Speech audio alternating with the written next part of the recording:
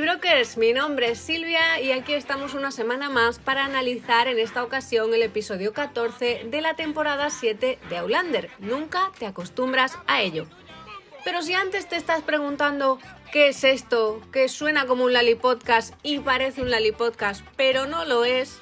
Lo que hacemos aquí cada semana es que yo me siento y te leo el artículo original que encontrarás en el blog y en el que analizamos los episodios de esta temporada. Y en este episodio 14 la mano de Diana Gabaldón se nota, ella ha escrito el episodio y aquí vamos a ver todo lo que contiene. ¿Preparados? ¡Vamos allá! I seem to have fallen through time. Hola, Duque de Parlow. Londres 1775. Por fin vemos a Hal Grey, aunque sea en un flashback. Es la temporada de los flashbacks, por lo visto. Y aunque su aparición es breve, creo que tiene mucho fondo. Primero, nos habla de su enfermedad, que tiene gota, y que Claire en los libros ayuda a aliviar. Luego vemos que está dispuesto a firmarle un nuevo nombramiento a Lord John. Si recordáis, Lord John recibe una carta cuando reaparece Jaime, carta que luego lo mete en problemas con la milicia de Woodbine, que lo reconoce como británico porque lo requieren de nuevo para el servicio, ¿verdad? Pues en el libro, esa carta está también firmada por su hermano. En esta escena, los hermanos Grey hablan también del fin de la guerra, algo de lo que Lord John se muestra aquí más partidario que Hal, aunque Hal acepta al final que podría estar de acuerdo con la conciliación, pero nunca con eso de reconocer el Estado americano. Hal habla también de sus hijos, de Ben y Henry. A Henry ya lo hemos visto y de Ben esperamos tener noticias en algún momento, quizás la próxima temporada. Hal comenta que a veces le dan ganas de matarlos, pero Lord John le dice que aunque puedan hacer algo a veces que te deshonre como padre, no matas a tus hijos por ello. Estas dos cuestiones tienen especial sentido para los lectores que saben por dónde va la historia.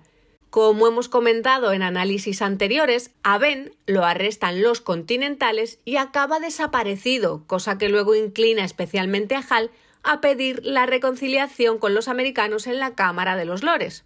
La secuencia termina con Hal haciéndole prometer a su hermano que nunca aceptará la independencia americana, pero cuando regresamos a la actualidad, vemos que a John no le queda más remedio que jurar en favor de los americanos si no quiere que le maten otra vez. El pobre no sale de una y se mete en otra. Ian, el explorador.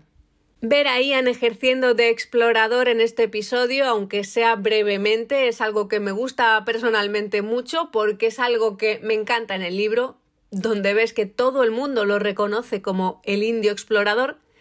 De hecho, hay algún momento en el que un oficial le dice a Jaime que tiene una familia muy particular, entre su esposa cirujana y su sobrino, el explorador indio. El Marqués de Lafayette. Por si tener de vuelta a George Washington no impactara ya lo suficiente, en este episodio tenemos a otra figura histórica apareciendo por sorpresa, el Marqués de Lafayette. O como dice su nombre completo, veamos a ver si yo soy capaz, Marie-Joseph Paul Yves Roch Gilbert Dumoutier. El francés ya lo dejamos para otro día. Lafayette luchó como general por los Estados Unidos en la Guerra de la Independencia contra el Imperio Británico, siendo considerado uno de los héroes revolucionarios.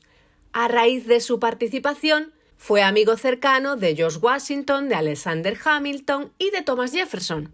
A los 19 años ya era oficial, y como le parecía que la causa de los revolucionarios americanos era muy noble, decidió viajar al Nuevo Mundo. Allí lo nombraron mayor general, aunque no tenía tropas a su cargo.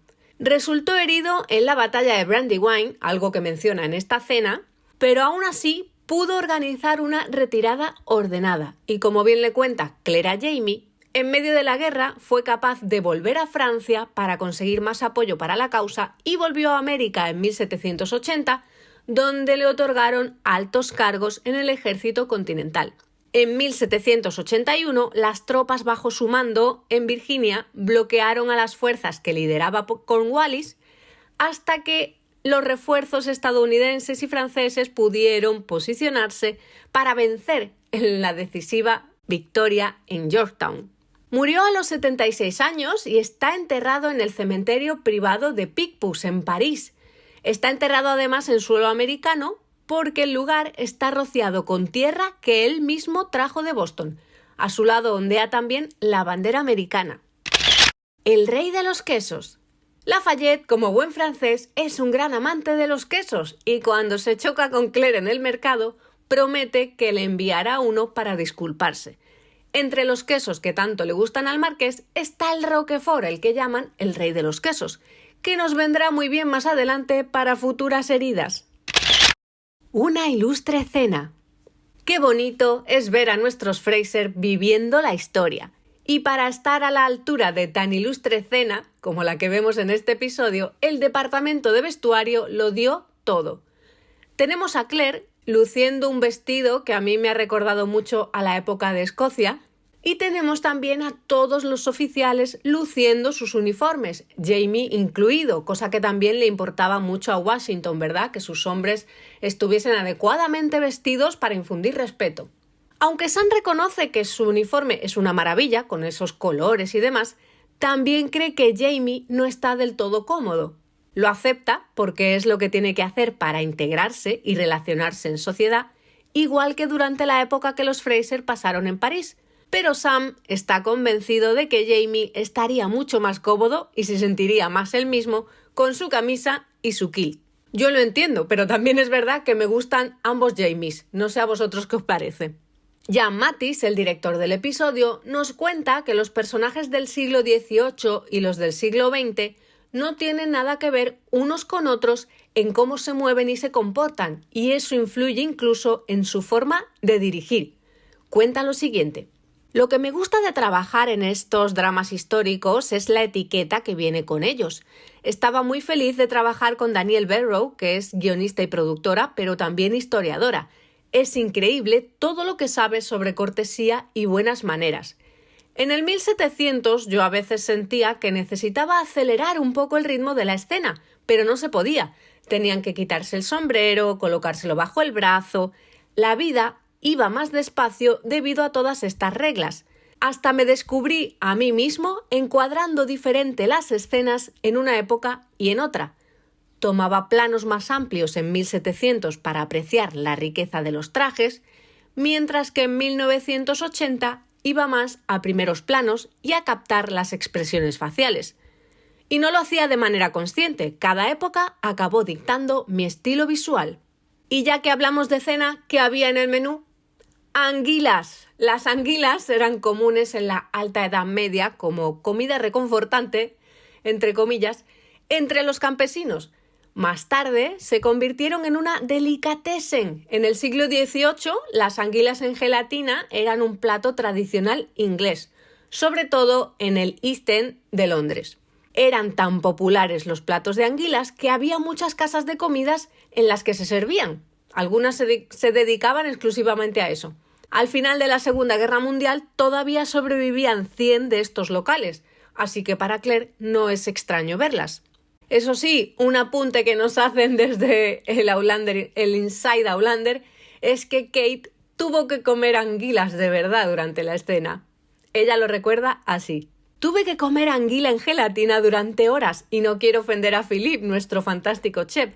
Estoy segura de que para ser una anguila en gelatina probablemente era una buena comida, pero yo no soy fan. La bandera americana. ¿Qué escena más emotiva esta? La bandera que George Washington le regala a Claire es la conocida como bandera de Betsy Ross, a quien además Washington menciona cuando Claire le pregunta si es verdad que al principio las estrellas iban a ser de 6 puntas. Betsy Ross fue una tapicera de Filadelfia que produjo uniformes, tiendas de campaña y banderas para las fuerzas continentales. Entre las muchas historias que se cuentan, hay una que dice que los padres fundadores la contrataron para hacer el primer diseño de la bandera. En junio de 1776, cuando un pequeño comité que incluía a Washington, a Robert Morris y su pariente George Ross, este pequeño comité visitó a Betsy y discutió la necesidad de una nueva bandera estadounidense. Betsy aceptó el trabajo de fabricar esta bandera, alterando el diseño que el comité le había pedido, reemplazando las estrellas de 6 puntas por estrellas de 5. Según Betsy, el general Washington le mostró un diseño preliminar de la bandera que incluía una estrella de 6 puntas. Betsy, que destacaba con las tijeras, le demostró cómo cortar una estrella de 5 puntas con un solo corte. Impresionado, el comité le encomendó a Betsy la confección de esta primera bandera. Precisamente a este momento, al del bordado de las estrellas, hace referencia a la title card o la carta de presentación de este episodio. ¿Y eso de las estrellas de 6 puntas de dónde viene? Bueno, hay muchas historias, pueden ser más o menos ciertas. Se dice que Washington era masónico y que por eso su idea era usar estrellas de 6 puntas. Pero los americanos no se ponen de acuerdo en nada hoy en día. Hay académicos que ni siquiera aceptan a Betsy Ross como la diseñadora de la primera bandera. Y aún así, su casa en Filadelfia es un museo que podemos visitar. ¿Por qué necesitaban una bandera? A principios de la década de 1770, los revolucionarios estadounidenses utilizaban una variedad de banderas para expresar su desagrado por el dominio británico. Los hijos de la libertad, por ejemplo, que los hemos visto en Outlander, ondeaban un estandarte simple con rayas rojas y blancas. El Congreso reconoció que la nueva nación necesitaba una bandera, porque claro, que cada colectivo, digamos, que estaba en contra de los británicos utilizase una bandera a su gusto, pues no era muy formal. El 14 de junio de 1777 se aprobó la primera ley de banderas del país y decía lo siguiente: que la bandera de los Estados Unidos tenga 13 franjas alternadas de rojo y blanco, que la Unión tenga 13 estrellas blancas en un campo azul, que representen una nueva constelación. Así fue como se adoptó la bandera nacional, con sus 13 franjas y sus 13 estrellas, pero las estrellas se dispusieron también en filas y desapareció el círculo, que era lo que caracterizaba a la bandera que creó Betsy Ross. Por cierto, la primera vez que ondeó la bandera en batalla fue el 11 de septiembre de 1777 en la batalla de Brandywine, aquella en la que hirieron a Lafayette. Y dejando un poco de lado la historia y volviendo a la escena, aquí tenemos a Jamie admirando a su Sassenach, ¿verdad?, mientras ella se codea con personajes históricos y cómo lo disfruta. Por cierto, ¿cuál es ese corte mágico que te da rápidamente una estrella de 5 puntas?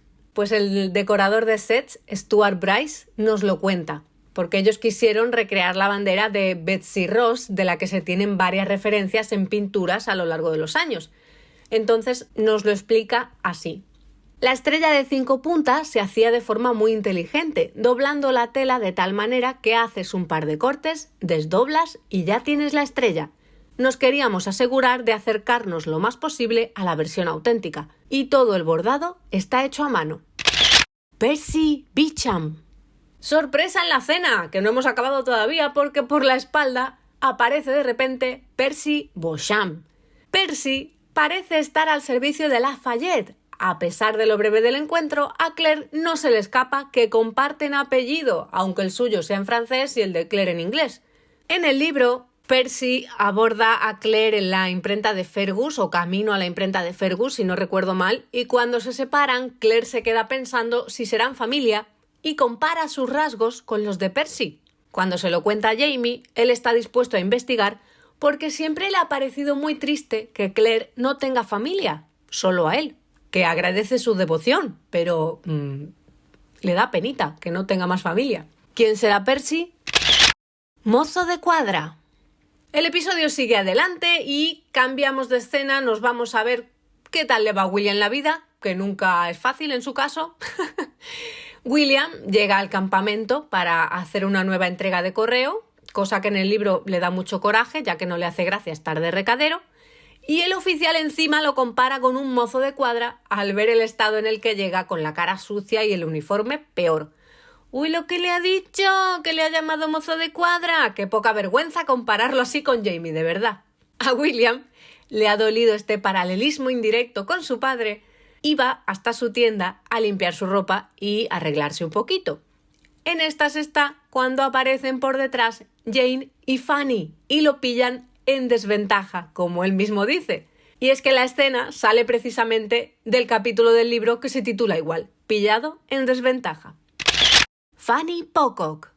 Por fin le ponemos cara a la pequeña Frances Pocock, la hermana de Jane. No me la imaginaba tan rubia, la verdad, pero su aparición en el episodio es tal cual leemos en el libro, en aquel capítulo de Pillado en desventaja.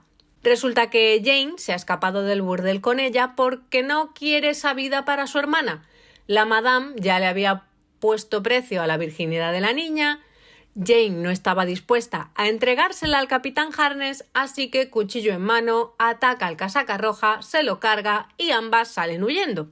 En este episodio las encontramos buscando la protección de William para llegar hasta Nueva York y así alejarse lo más posible de testigos que hayan podido ver lo que pasó. Creo que han hecho un casting estupendo para las dos hermanas y me gusta mucho la dinámica entre William y Jane. Por cierto, aquí hemos visto el escenario aquel de la lavandería que aparecía en las fichas de algunos extras durante el rodaje. Resulta que es en la lavandería del campamento británico donde William coloca a Jane hasta que las pueda acompañar a Nueva York.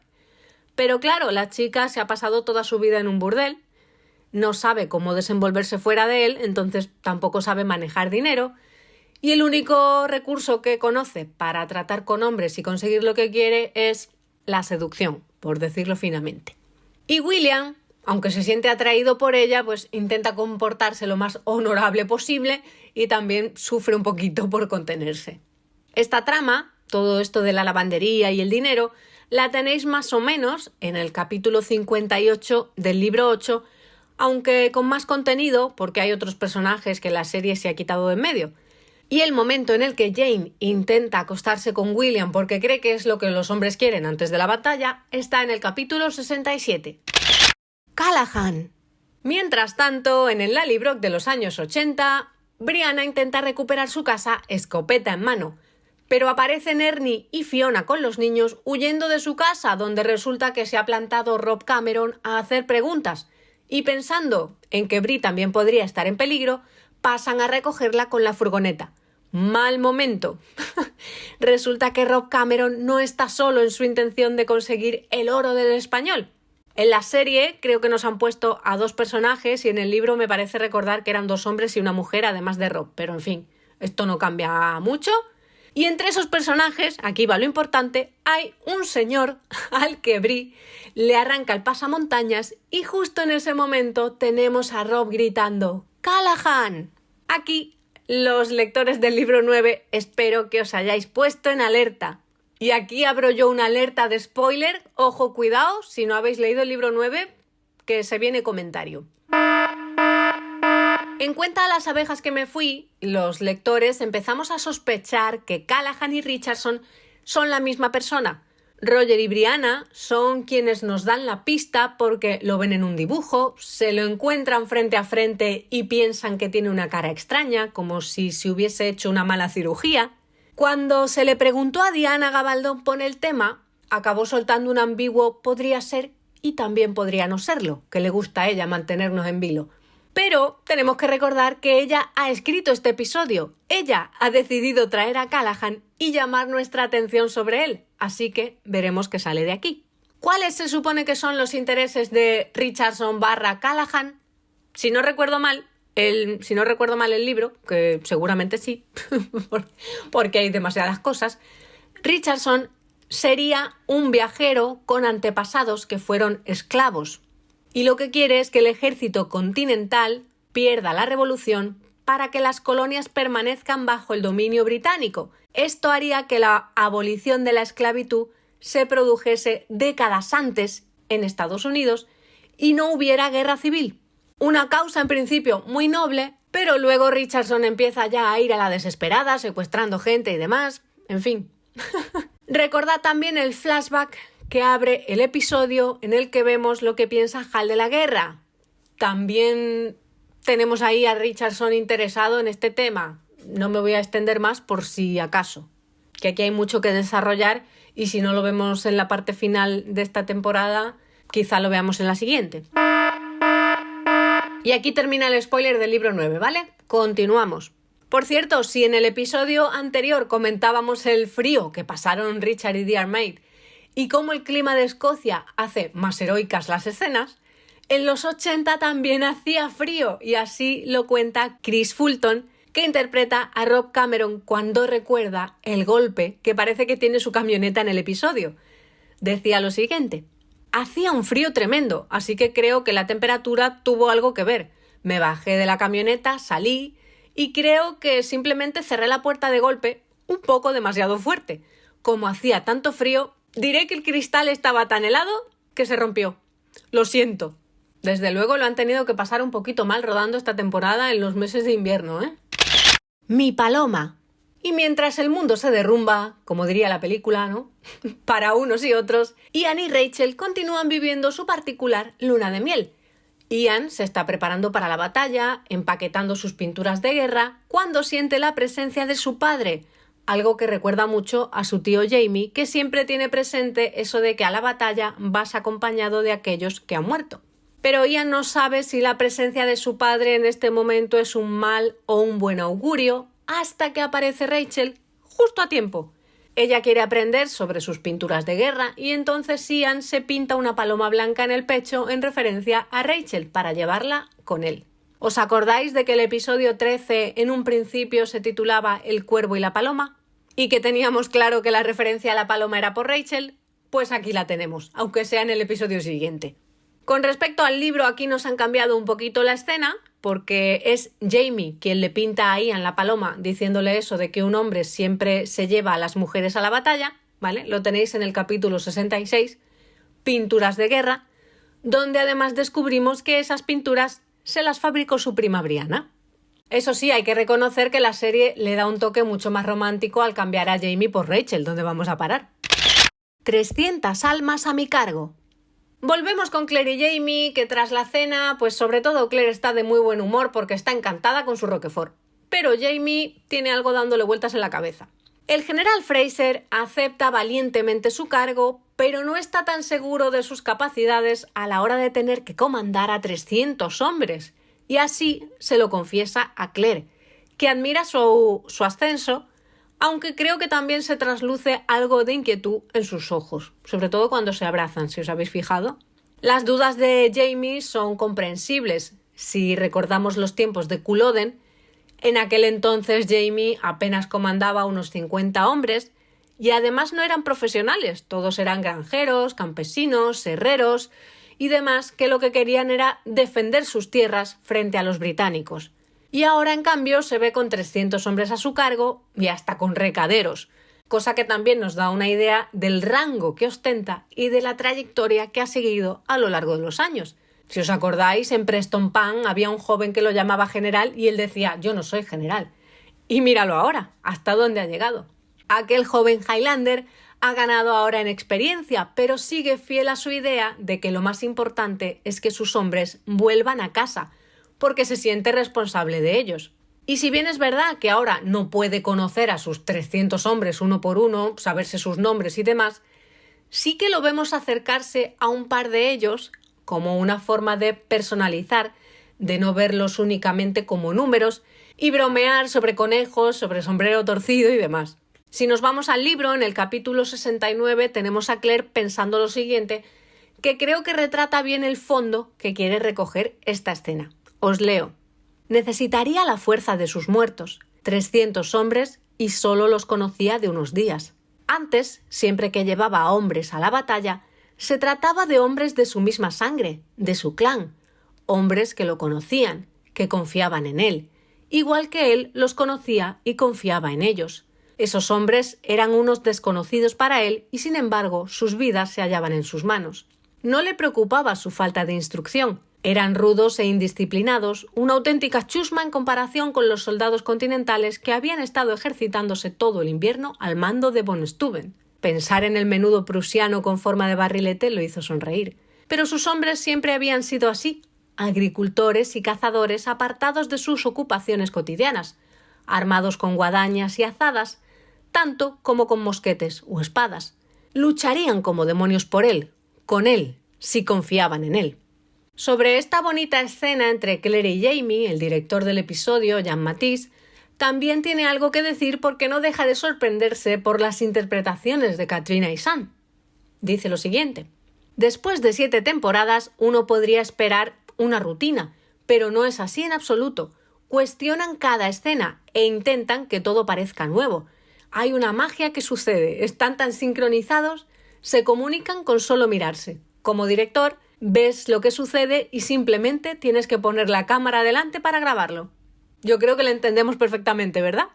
Si volvemos al libro, por cierto, esto de los 300 hombres, las 300 almas, lo tenéis al principio del capítulo 64, titulado 301, y en realidad no es un diálogo que mantengan Claire y Jamie, sino una apreciación de Claire, y en este caso, Lord John es la vida 301.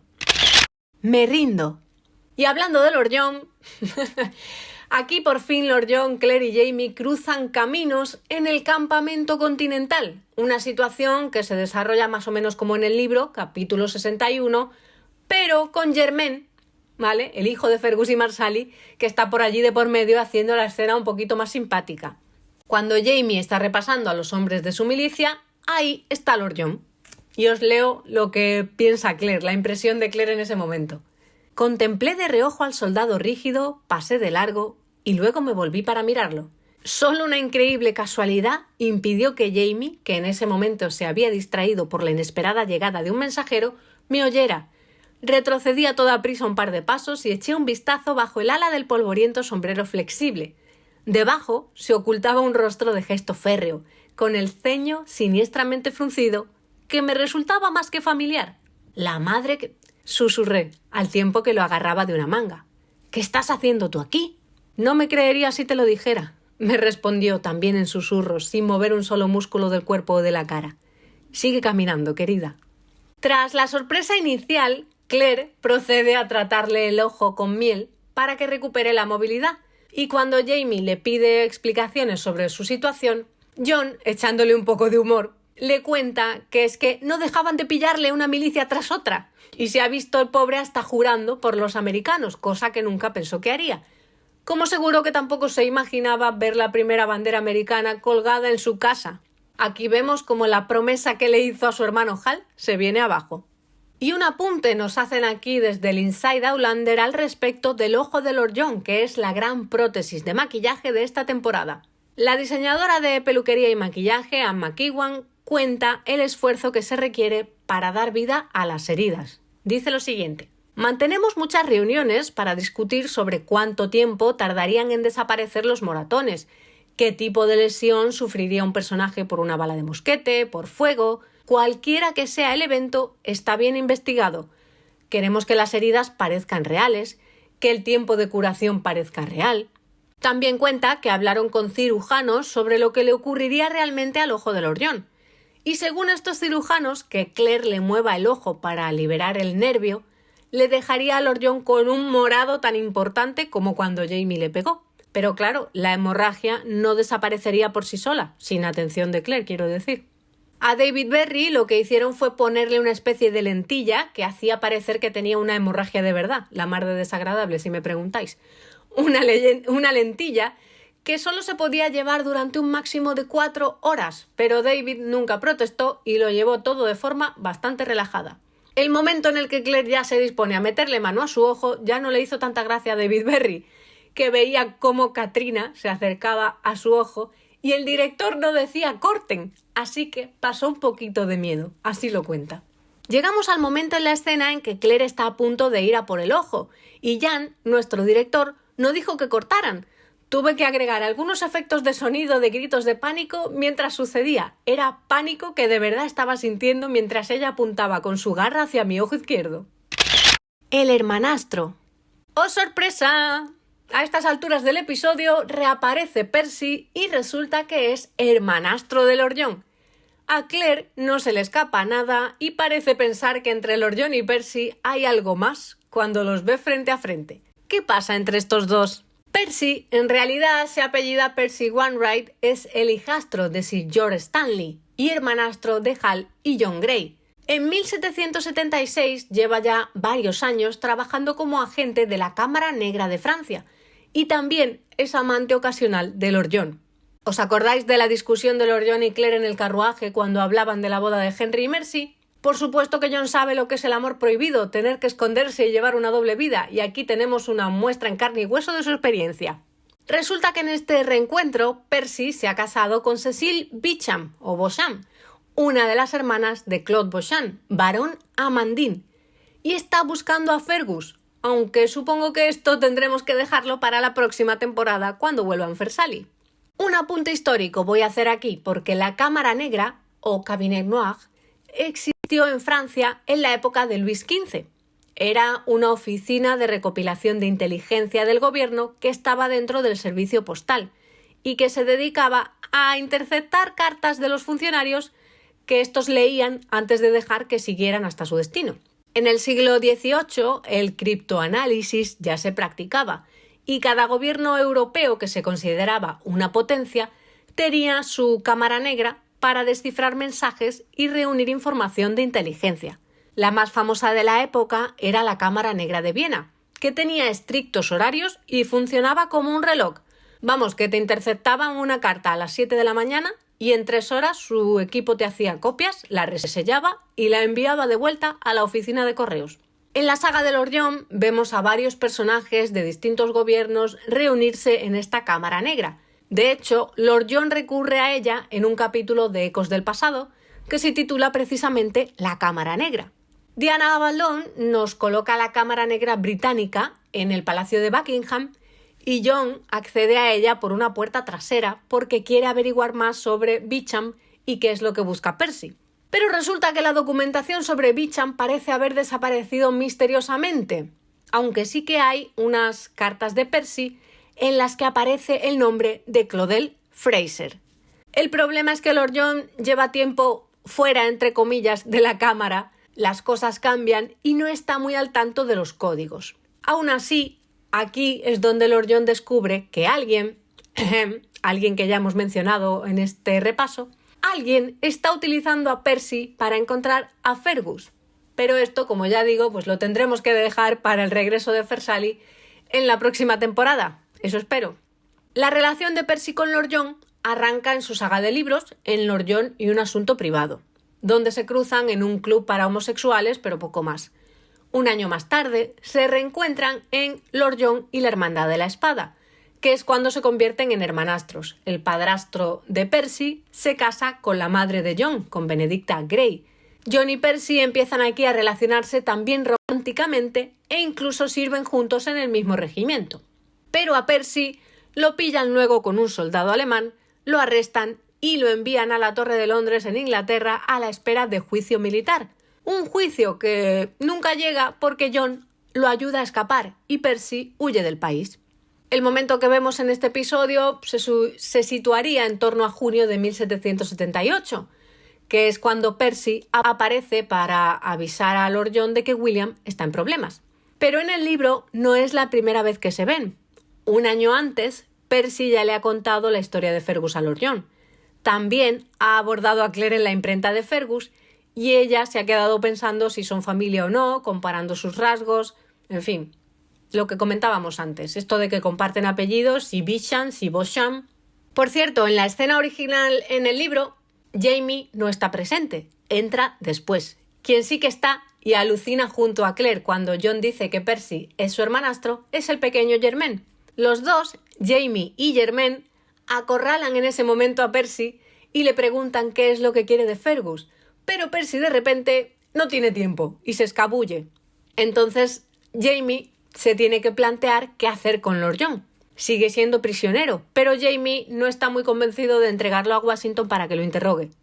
Y como hay que vigilarle el ojo, Germain le hace de niñera. Os leo un fragmento del libro sobre esta escena. Jamie parecía frustrado. Yo lo entregaría a los hombres de Washington para que lo interroguen, pero me he rendido personalmente ante usted, intervino John.